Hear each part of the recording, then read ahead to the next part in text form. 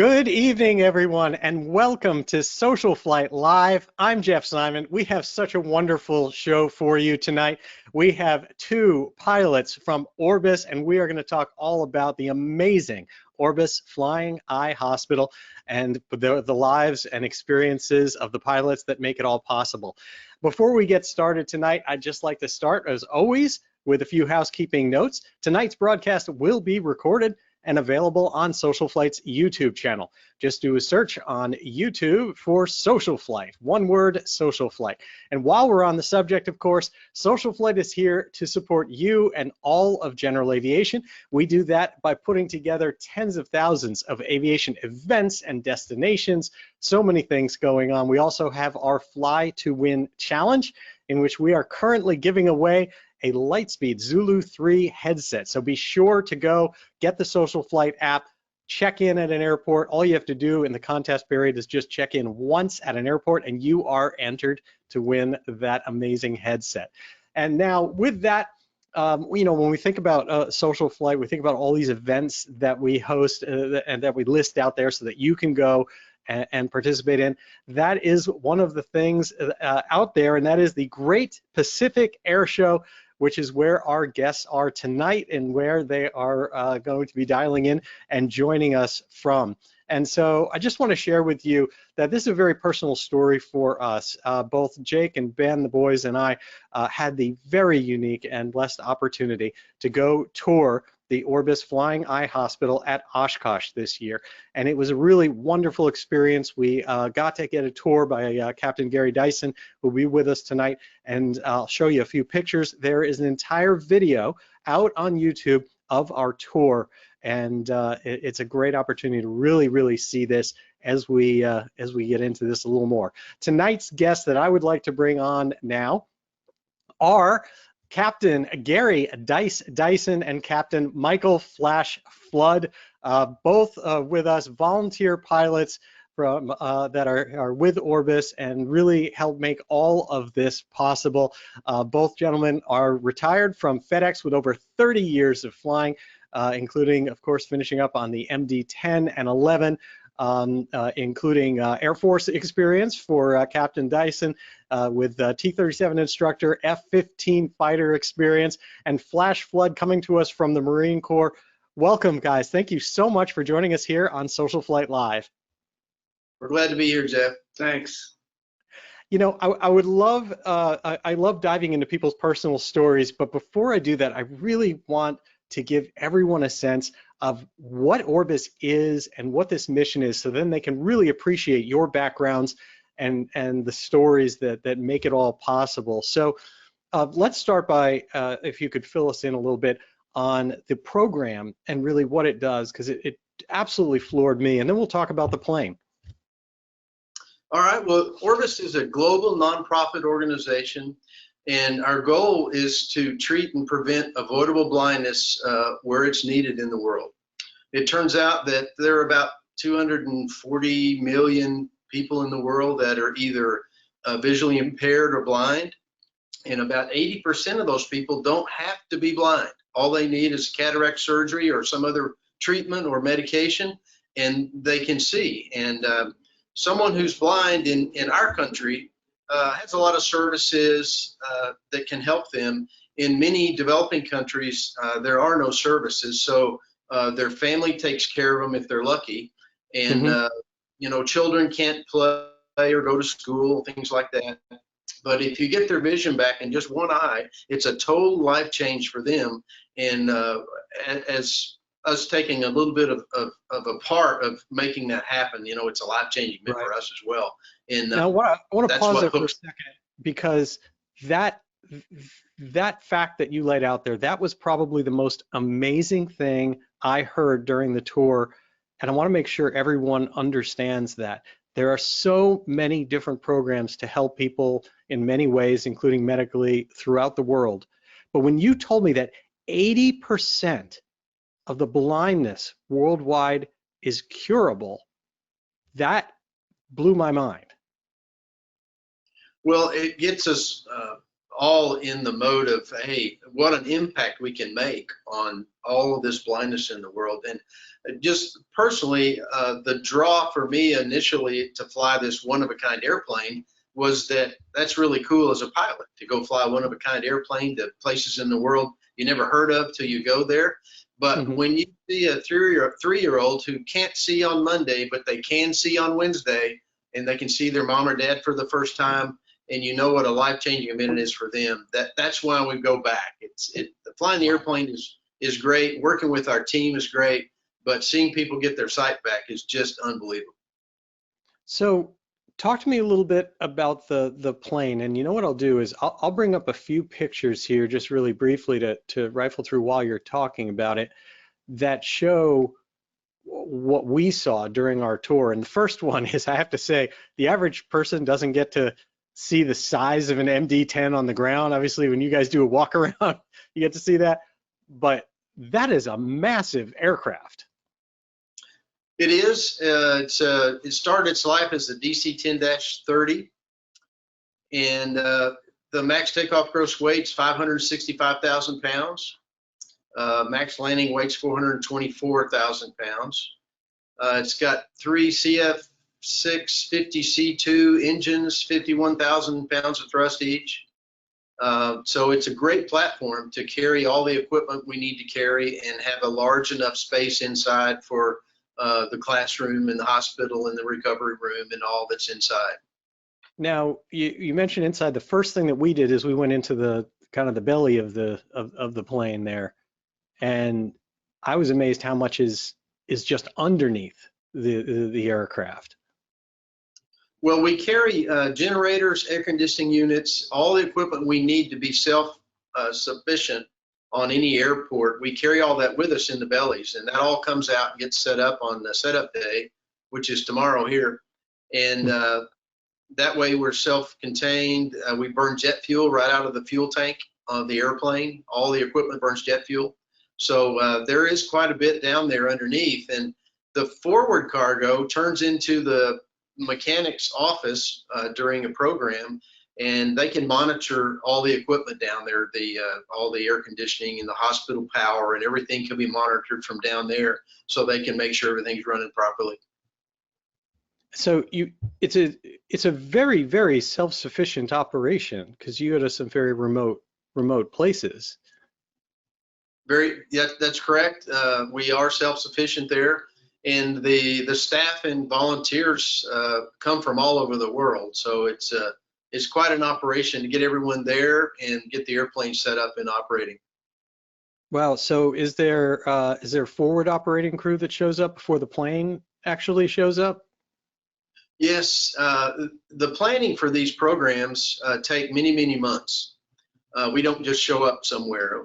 There's a lot of planning that goes into place. And of course, one of the first things is a team goes to check out the airport, make sure the runways, taxiways, ramp, everything is sufficient to support the MD-10. And that's about a year in advance, right? Right, a year in advance sometimes.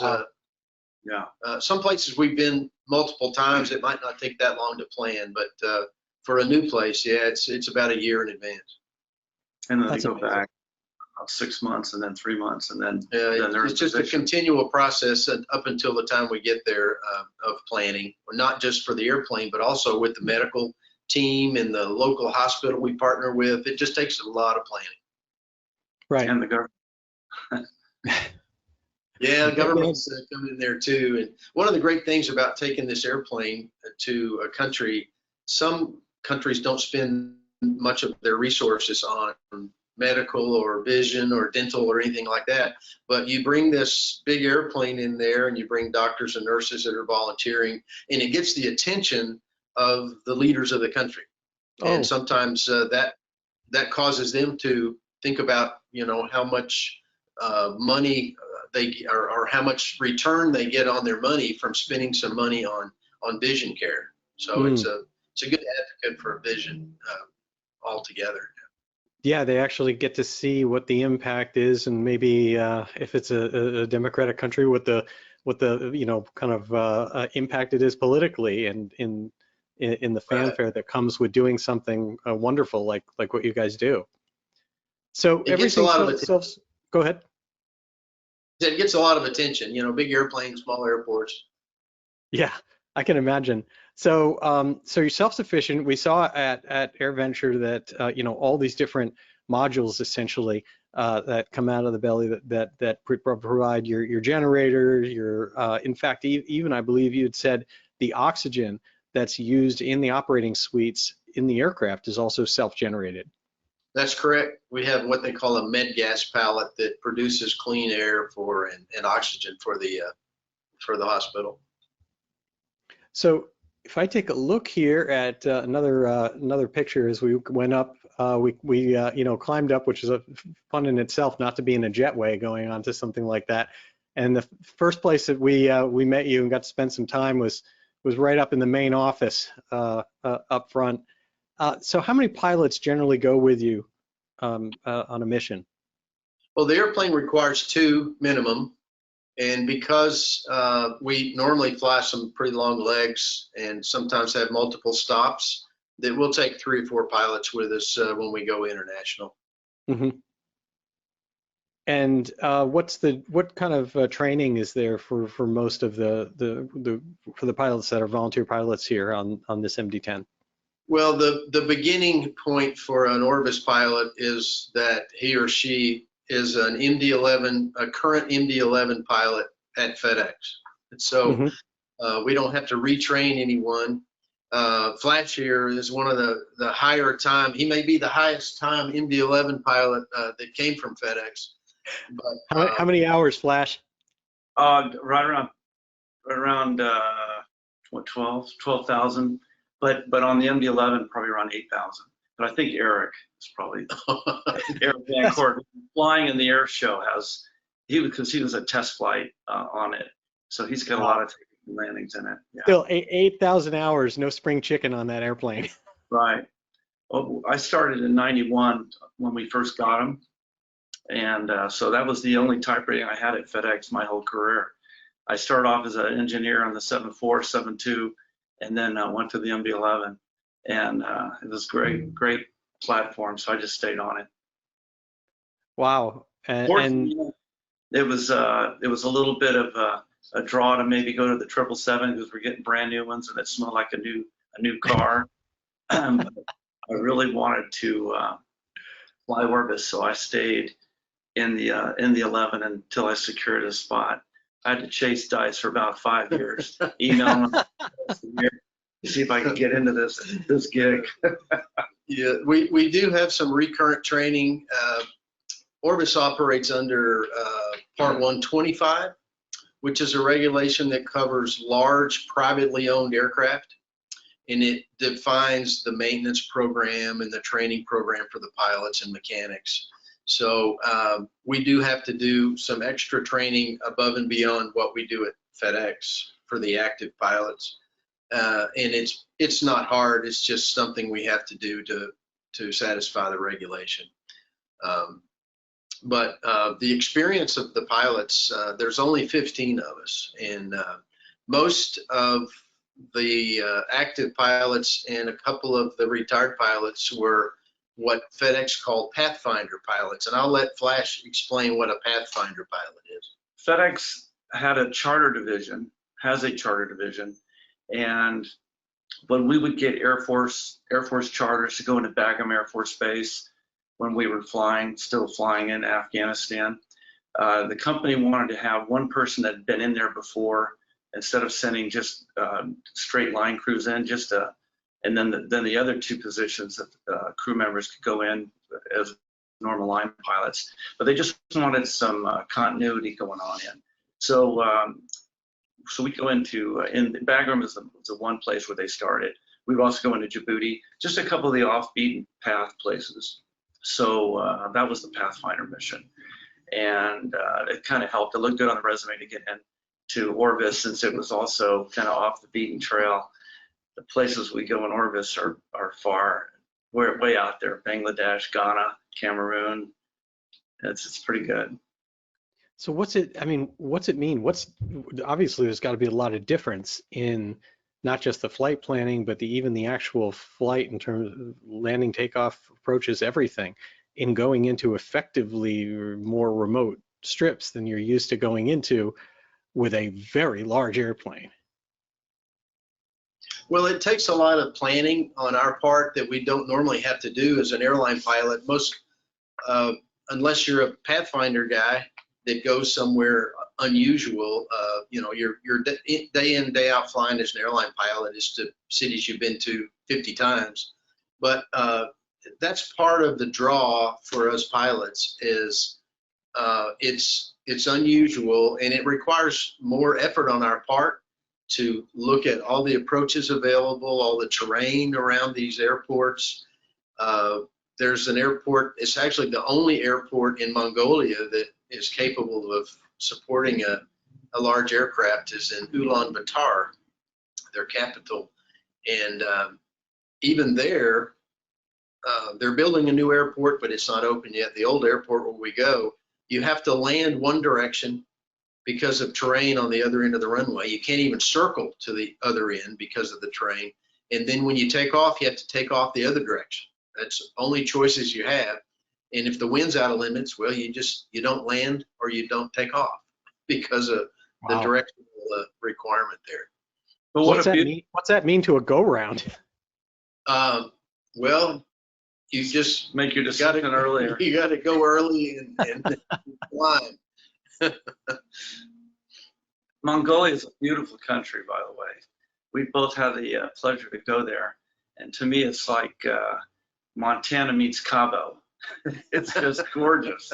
Blue skies, rolling green hills, and you have these outcroppings of granite boulders everywhere. It's just stunning. It must be really amazing going to those different places. Right. Say that again, Jeff? It must be amazing going to some of the places that you go to. Absolutely. There are some places that you've never heard of are surprisingly beautiful, and it's just like you found a new place in the world you'd like to go again. Others are surprisingly not very nice, and you never want to go there again. But we go where the need is the greatest. That's why we do it. Absolutely. I won't ask you the ones that you don't like the most, but aside from Mongolia or including Mongolia, what are the destinations that have been the most impactful? Well, what's more rewarding is to go to the places that need it the most, and you see what an impact it makes on the community there. That's the ones that grab you by the heart. And then there's places like Barbados, where I get a picture from this guy out the hotel window, and it was of all the swimming pools available in the ocean and everything. It's not bad duty. That wasn't bad duty, and I got to scuba dive there too. But they had some issues with the site down there as well. So we were trying to bring some of Central America and the Caribbean into it. But just going back, one more thing about Mongolia, and you were talking about YouTube earlier. I don't know if Dyson is going to get into it or not, but there's a great YouTube video with Daniel Craig, James Bond, and the Flying Eye Hospital. He went, because FedEx is one of the corporate sponsors, as is Omega Watch, and he is a spokesperson for Omega. And they sent him on a mission, and Dice was the captain, bringing it in when it was the DC-10, because we've since retired the DC-10, and that's sitting down at Pima, the Air Museum down in Tucson. And then FedEx donated this MD-1030, which Dice mentioned earlier, but the 1030 is the one with the center gear and aux fuel tank, so it has a longer range, where the DC-10 had to hopscotch a little bit more often. But, Daniel Craig was on that mission, and if you Google or YouTube search Daniel Craig Flying Eye Hospital, 27-minute video, and I know your audience will love it. It's the story is compelling, the music is wonderful, and for you ladies in the audience, Daniel Craig's easy on the eyes, I guess. Well, the video was titled "Through Their Eyes." Right. So if you want to see it, that's what you through their eyes. I mean, from that video alone, they'll mention the 80% of the people don't need to be blind. But the other thing I learned, even though I'd been with the program a little bit, is that cataract. I thought that was something we all got when we're at this age here or a little bit older, but it's hereditary. And you've got, and in this show, you'll see you've got a 18-month-old kid that he's pushing his eye like this to see around, to bend the lens so he can see around. And like the Dice said, you go in on Monday and come out Wednesday, they remove the bandages. He's getting ready to start to cry because it was tugging on his skin a little bit. And all of a sudden he can see his parents and he stopped crying just like that. And that is just miraculous. So I recommend that video wholeheartedly, and it'll really show you. And again, it's Mongolia too. Very cool. Oh, and you can see that the limited resources, because in Mongolia, in Ulaanbaatar, it was a mother and daughter ophthalmologist team, both doctors, but they were pretty much it. And yeah, it's a very cool story. You'll like it. That's amazing. Yeah. Well, that'll be the first stop right after the show, is to check out that video. And then, Gary, what was it like meeting and spending some time with Daniel Craig then? Well, I actually flew the airplane in, and he didn't come until the following week, so I did not get to meet him.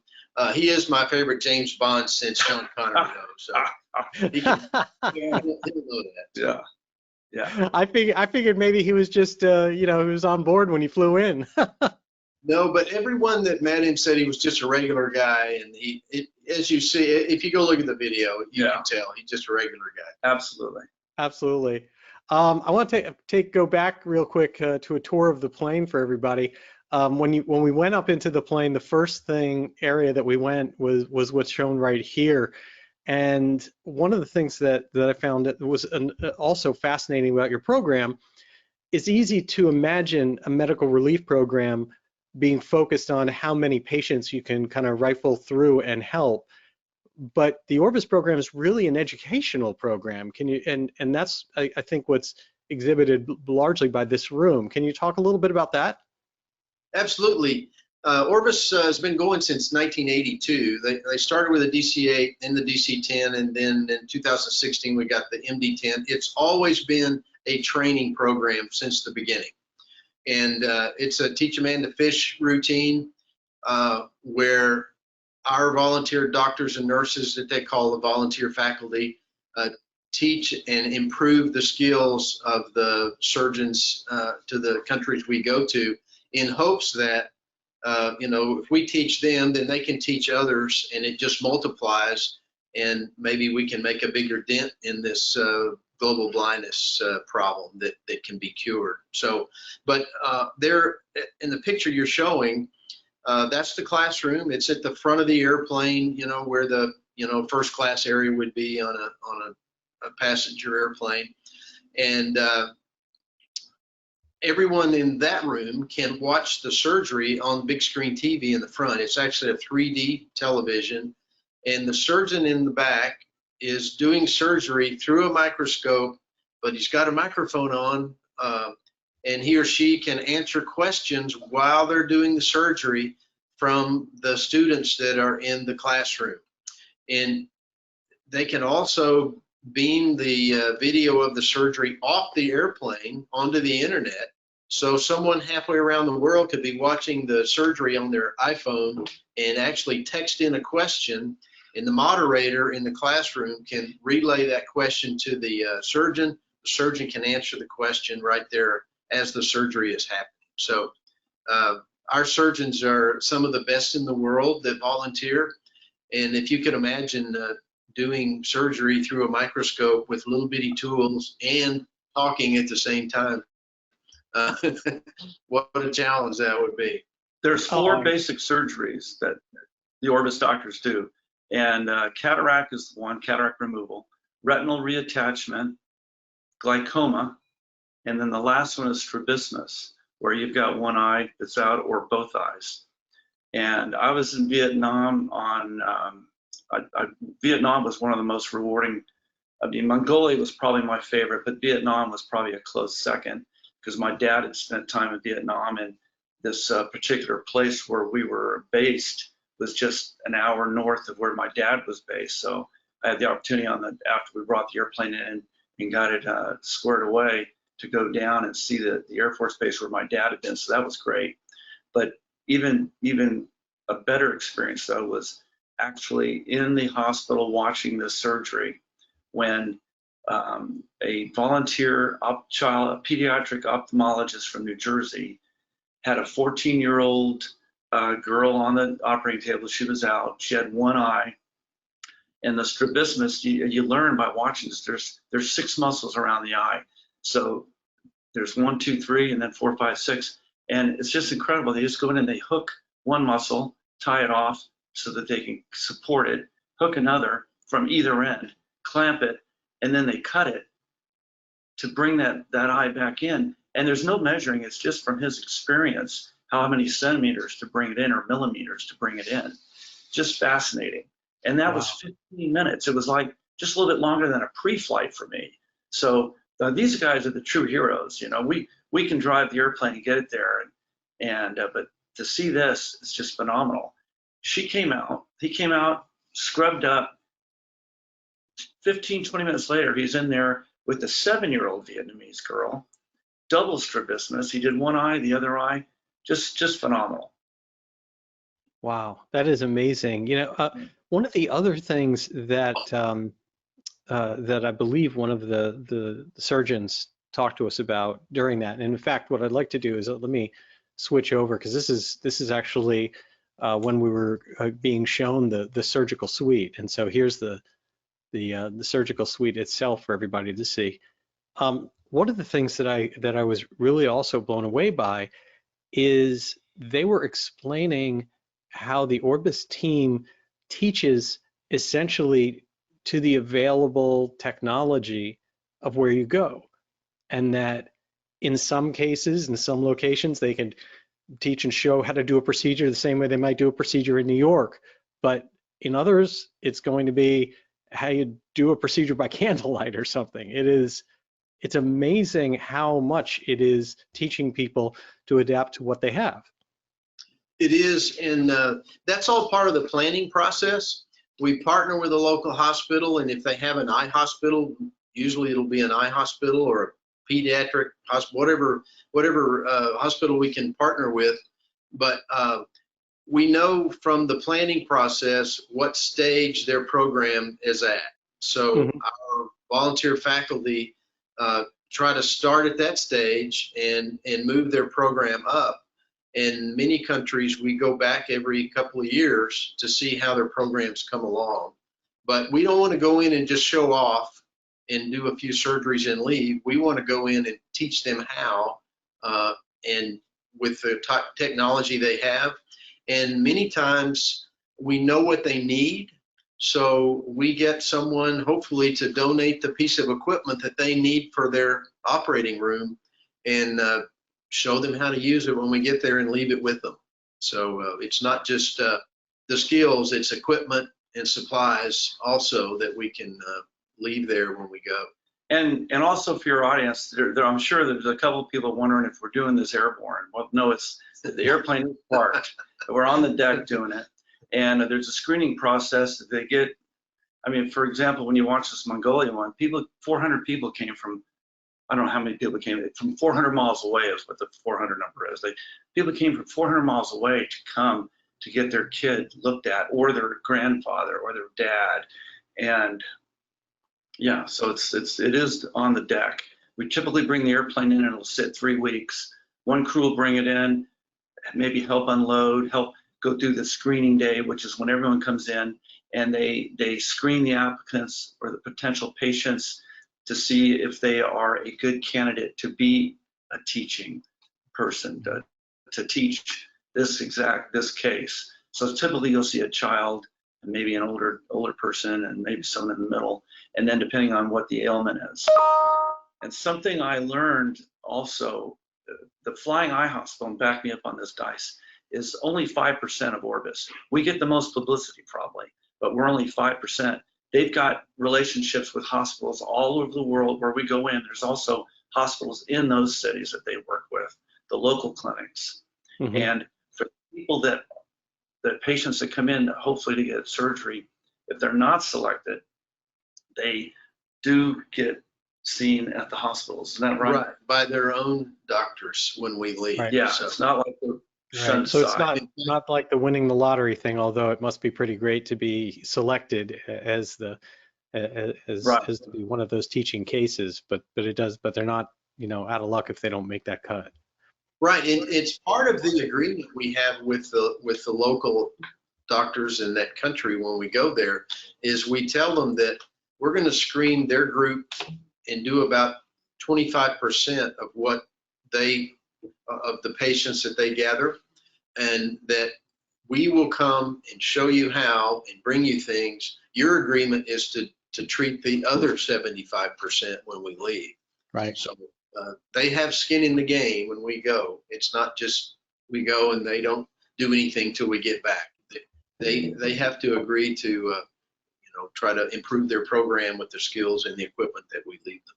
Right. And how long is the actual operating period that you're on the ground? Not the setup and the close up, but the actual. It's usually 3 weeks. It runs normally Monday through Friday of each week.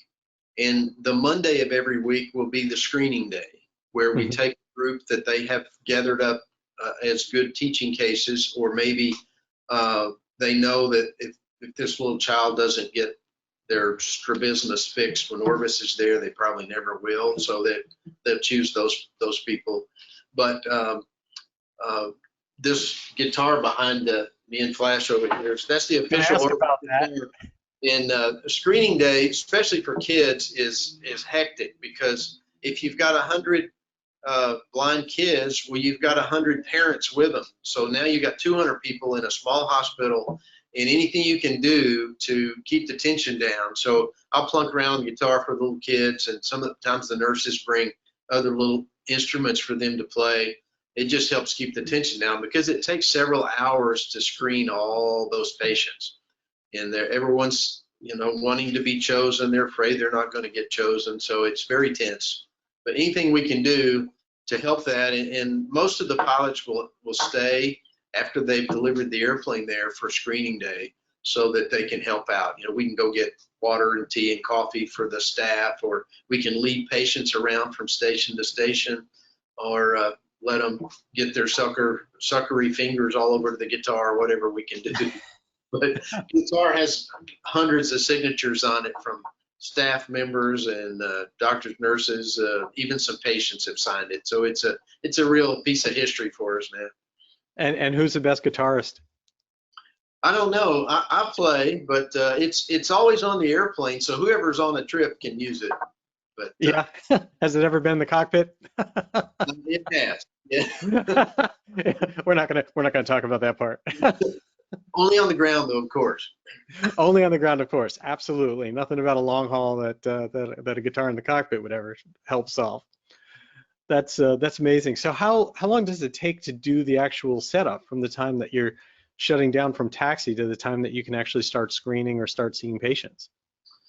It's several hours, and it depends on what kind of loading equipment you have.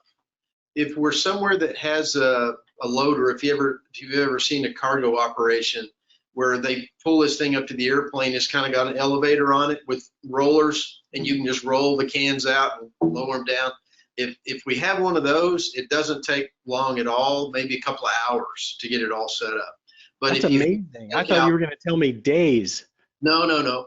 But if you only have a forklift to pull each individual item out of the bellies, it will take 5 or 6 hours or more, depending on how good the forklift is and how good the forklift driver is, because everything fits very tightly, and you have to be really careful not to damage the airplane or damage the equipment that you're taking out. So we kind of set aside a whole day for setup, and depending on what time we arrive at the location, we normally don't set up the day we get there.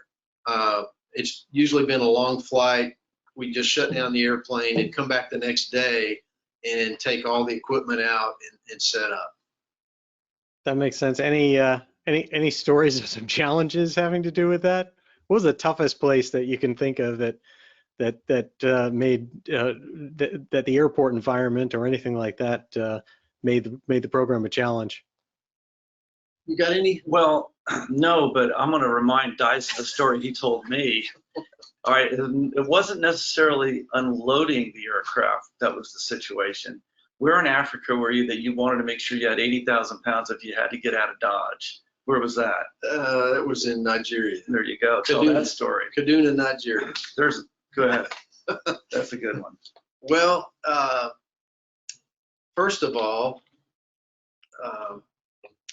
going to some of these places, there's no radar control, and the tower usually has maybe one radio that works okay, and there's like 15 more in the tower that have been there for 20 years that don't work. But so you go in and you fly an entire approach, and that's good because the approach is built to avoid terrain and obstacles, so that's fine. But parking is always tedious for us because most airports we go to over in those countries don't have a tug. So you have to be able to park, and then when it's time to leave, you have to be able just to start your engines and taxi out. Yeah, critical. Very critical. Or key is the because if you go somewhere that we don't back the MD-10 up. You can't reverse it. You probably could make it do it, but it's prohibitive maneuver. So you've got to be able to taxi in, taxi out. So I'm the captain going into Kaduna, Nigeria, and they're parking us out in front of the terminal on this fairly large ramp. And it's like, oh, this is going to be okay, and we're going to have plenty of room to get out because the chief pilot at the time was not me. It was another guy. He was coming in to fly the airplane out. So I wanted to leave the airplane in a good place for old Bob when he came in to fly it out. And as I'm shutting down the last engine, I noticed that these airplanes that are parked out in front of me don't have any engines in the nacelle. So all my planning to park where he could get out was all shattered right there because they had all these dead airplanes on the ramp in the way. And in the end, they took about 50 people out there with ropes and pulled those airplanes out of the way when it came time for our guys to leave. Jeez. So what about and the 80,000 pounds? 80,000 pounds, that story. Do you want to talk about that one? You better tell it. I don't know if I remember what you're talking about. Well, I wasn't there either. Maybe it was someone else told me this. Maybe Bruce told me this, our director of operations. You can pin it on anybody you want. There's amnesty associated with everything we talk about. Yeah, some places you go into, the political situation is tense. And if we want to have enough fuel to go in there, that if we have to, in the middle of the night, start up and get out of there, we have enough fuel to go somewhere and land. I mean, we were in Myanmar last year. It's been a year and a half now, obviously. Anything I say is last year. We know it's 2 years ago now. And it was fine, but now it's tense situation. Can't go in right now. But there was a place in Africa that seems to be the magic number, 80,000 pounds. We'd like to have on board in case we have to giddy up. Of course, again, since the hospital is using the jet fuel, you need fuel on there to run the program anyway. So, well, that same trip was the only time this is my 21st year to volunteer for Orbis, and it's the only time that we were asked as the crew to stay with the airplane instead of going home, just in case they needed to evacuate, that we would be there. Wow. So it really wasn't a problem. We stayed in a hotel with razor wire on the walls around it, and when we left the hotel compound, we all had to be on a bus with armed guards, and the armed guards were 17, 18 years old with AK-47 and ammunition that looked like it might be from World War II. But it was interesting. We just found something to do every day to help out. We either went to the hospital or we went to the plane to help out, and it was an interesting experience to be in country for the whole program instead of just a few days. Yeah, It must be completely different when you do something like you're doing right now, sitting in Long Beach and flying in. What was today's flight like? Well, it was, I flew right seat, Gil Bondriska, who we call Grip. That's a whole nother story. I was the captain today. Grip was intercepted over Hungary about 3 or 4 years ago. They missed a Okay, I want to radio. hear that story. Okay. So which one do you want to hear first? So we'll talk about Grip's story first. He was the captain, and they were flying over Hungary. And a lot of times, the country you're call signing, you're listening for it while you're, chit-chatting in the cockpit. Orbis 1, Orbis 1 Heavy.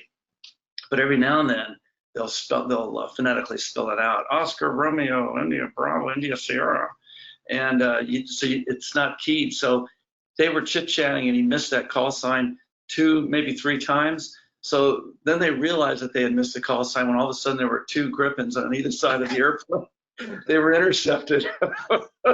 So hence, Dice gave, at our annual dinner there, and after annual training in Memphis, Dice gave them an MD-10 model with a little couple of wires with some Griffins out here on either side of them. So once they established radio contact, everything was fine. What we later learned in annual training, because Gil Grip did not let that go, he researched some more and found out that there had been a few intercepts that week, and they did force one airplane down to land. And yeah, that's interesting. I think there was someone on board that airplane had a suitcase full of cash or gold or something. That was the way the story got embellished in our training. So something someone on the ground wanted. I can neither confirm nor deny. And of all the places that you're talking about, I wouldn't have, Hungary wouldn't have been the first one to come, to mind as very interesting. And then when Grip he gave the debrief on what happened in annual training, and he threw the slide up, and it showed the European Airways. Europe, everyone that's watching knows about all our IFR routes and everything, the highway, the interstate, and sky. Well, you look all over Europe, and then Hungary, right around Hungary, totally blank. They stopped all air routes, and they all stopped. Nothing went through anymore. It was just direct from one end to the other or something. So that was interesting. And then that as well. So if you're flying over Hungary, check 6. Yeah, no, nothing you can toss off, and no flares on the plane. Nothing that can help you out. No. Oh, that's pretty impressive. Gary, any interesting stories from your perspective? Oh, every Orbis trip is a Pathfinder trip, like we talked a while ago. There's always something that pops up unusual. But you would think, going to the countries we go to, that surprising things would happen as you're trying to land the airplane. But believe it or not, the only 2 oddball things that have happened to me trying to land the airplane are here in California. one at Moffett Field up by San Jose, and another at Victorville, California. Moffett, we went in there a couple of years ago, and there's San Jose, there's Oakland, there's San Francisco, all in that area. So poor little Moffett out there, their traffic pattern is dependent on all the other airports. So normally they land on the 3-2s, but not that day. We got cleared for an approach to 3-2, so we're going, oh, okay, that's good. And then about halfway through the approach, they cleared us to circle to the other end of the runway. And you don't do a lot of circling approaches in landing at 410,000 pounds in a big airplane. It's not a yank and bank plane? Not exactly. So we circled to a runway that had no approach, no PAPI or VASI, no glide slope to look at. And there's a note on the approach plate that says the wind tunnel at the Ames Research Center exhausts right across the approach end of that runway. So we got it all that day. It was a varsity day. Did the circle with no aids. Everything was just look out the window and fly the airplane. And then in the flare, you get the burble from the wind tunnel from so California. Yeah. And then the other one, actually Flash and I, we flew the airplane all the way back from Ghana over in Africa. It was a 3-legger. We went from Ghana to Cape Verde Islands. Didn't we go to Malta first? No, Cape Verde. Cape Verde. Went to Cape Verde Islands off the west coast of Africa, and then to San Juan, Puerto Rico, and then Puerto Rico to California. And we're landing in Victorville, California. California, it's dry, it's never rains. And we get to minimums on the approach. Of course, the glide slope's out that day, and there's a deck right at minimums. So I'm in the left seat, Flash in the right seat, and he sees the runway. I saw it, and I assumed Gary saw it. And I couldn't see it because we were flying an RNAV approach, and they don't always line you up exactly with the center line of the runway. And it lined us up left, so I couldn't see the runway from where I was sitting in the airplane.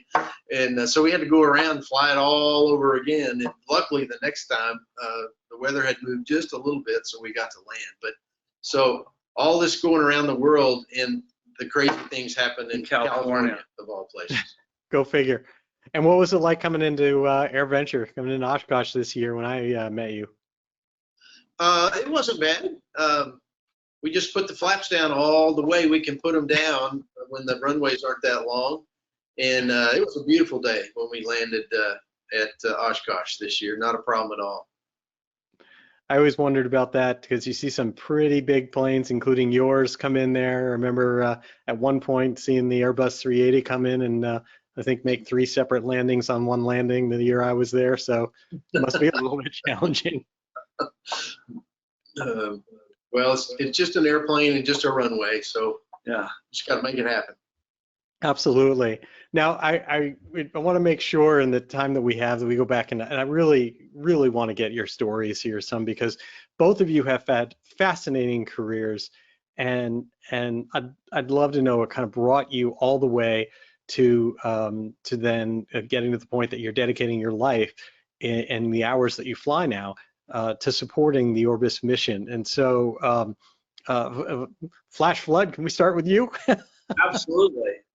Yeah, I've wanted and somewhere in here, you better fit in where that nickname comes from. Well, that's an easy one. The last name Flood, that's pretty easy. That was given to me in college, and it kind of stuck. Yeah, I remember back when I was really young, the passport photos have an airliner already on my tie. But where I really decided I wanted to fly was going to the commissary with my dad at MacDill Air Force Base.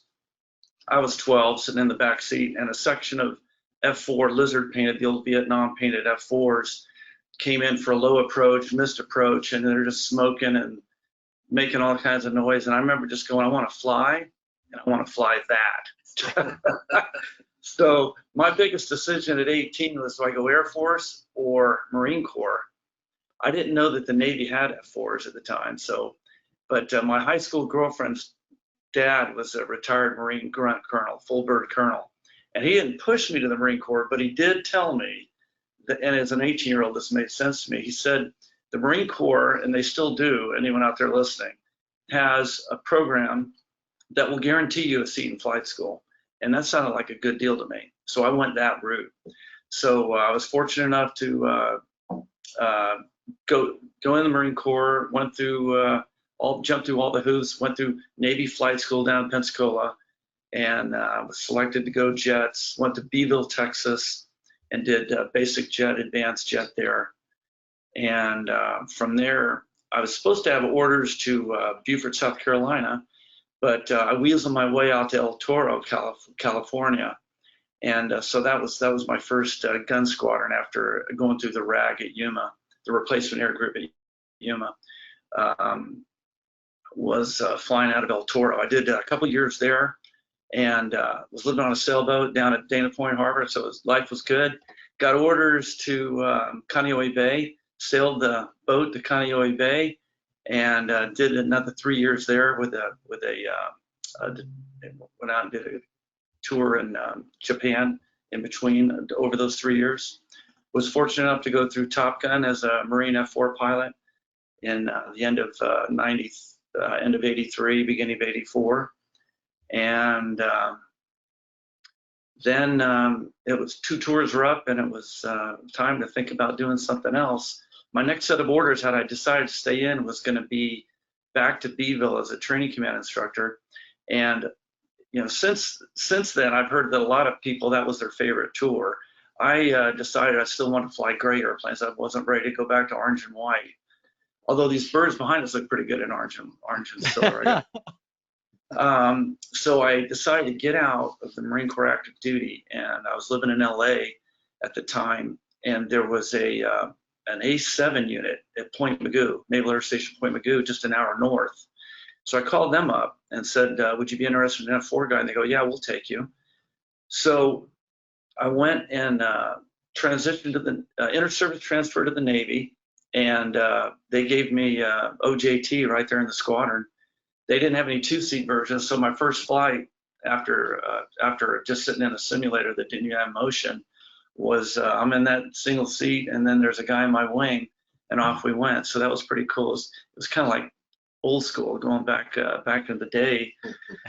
And flew the A7 for a while, for about 9 months, and then the F-14 unit down in Miramar was looking for some people. So I jumped ship, went back down to the fighter community down there, and finished up in the Tomcat out of Miramar with about 1,200 hours in the Tomcat. Wow. And that got you, and then afterwards you went to FedEx? Well, when I was in that A7 unit, this is where, karma comes in and coincidence. I was the executive officer of my squadron, lived on the same street as the guy hiring at Flying Tigers. They were out watering the grass, and their kids were playing, and the guy at Tiger said, hey, do you have any reserve guys that would like a job? And they said, yeah, we have one you might want. So I was told just to come in and drop my package off. So I got picked up at Flying Tigers, and I was flying engineer on the 747, and then I got picked up in that Tomcat unit. So I'm learning the 747 and the F-14 at the same time, which was great. It was very cool.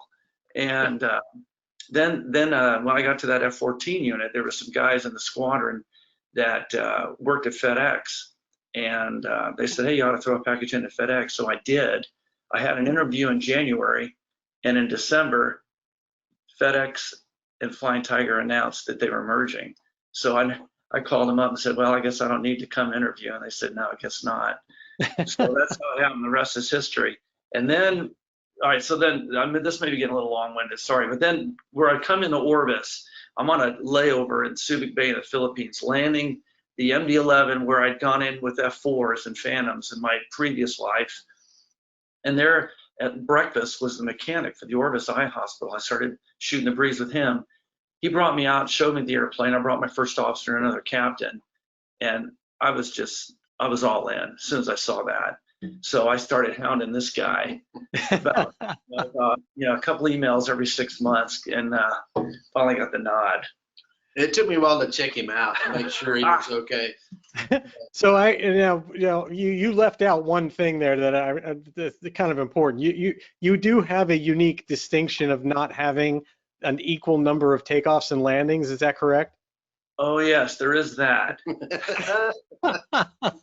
Yes, one of the March 31st, 1982, I was out doing all-weather intercepts to the merge plot, and then we'd start a dogfight with the most experienced. I was a Nugget, which for you out there, that's a rookie in the squadron. Nugget, a naval aviator to the squadron, and had a Nugget, a Rio, radar intercept officer in the backseat, and we were fighting the most experienced captain in our squadron, the best fighter pilot in the squadron. And so we went into a dogfight, and I had a G loss of consciousness. My G hose came undone, which in the Phantom, that was common. In the Tomcat later on, that was rock solid. But the Phantom, it would come out a lot. So in the middle of the dogfight, my right at the merge, actually. I'd already wrapped up on my side after the intercept. I just waited to see which way. I didn't know if he was going to go single circle or two circle dogfight, and I was waiting to see what he was going to do, which was already a little mistake. I should drive my own fight, not see what he's doing, right? That's already, I'm already a potato behind. But so anyway, I just stuck the pole on my lap, wrapped the G up, and boom, I went out. And the backseater didn't know anything initially. We had both afterburners in. We're doing probably about 500 knots downhill, and I started coming to again. It was like waking up from a dream. What I heard from the other airplane was, "Hey, watch your altitude, watch your altitude." So like when you wake up in the morning, the first thing is you get your auditory back, your alarm.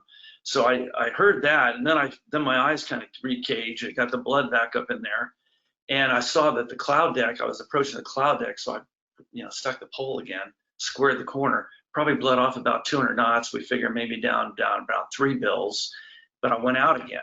Now this time, Willie knows, the guy in my back seat knows something's up. He goes, "Hey, you got it, you got it." And we've got this ROE, rule of engagement. If you're passing through 10,000 feet out of control, eject, because you're not going to have enough to recover. So he ejected us, and just as he was ejecting us, I was coming to for the second time. So that's why I told Dice the story. I want to make sure I could get on here first. He knows the story. So, and this is when temporal distortion set in. I saw the canopy go, and I thought it had failed, and everything was slow motion. I could see the gray smoke from the cartridges that blew it, and my kneeboard card in the cockpit. Everything was super slow motion. And I was thinking, wow, the canopy failed. I better slow us down. So I went to pull the speed brakes, and then boom, ejection, instantaneous 20G. I was out for the third time. And I woke up in the chute. And the story goes on, but maybe next podcast. I gotta leave something for Dice. I told him I was just gonna push him out of the way. Pretty much, especially since Gary, it's your turn. Well, my history is not near as exciting as Flash's was. I grew up in West Texas, went to school at Texas Tech, went to pilot training there in the Air Force. I always wanted to be an astronaut. That didn't work out, but I've really had a great career. I flew T-37s as an instructor. That was against my wishes, but it turned out to be pretty good after all. I got to go to F-15s, and I flew them in Europe.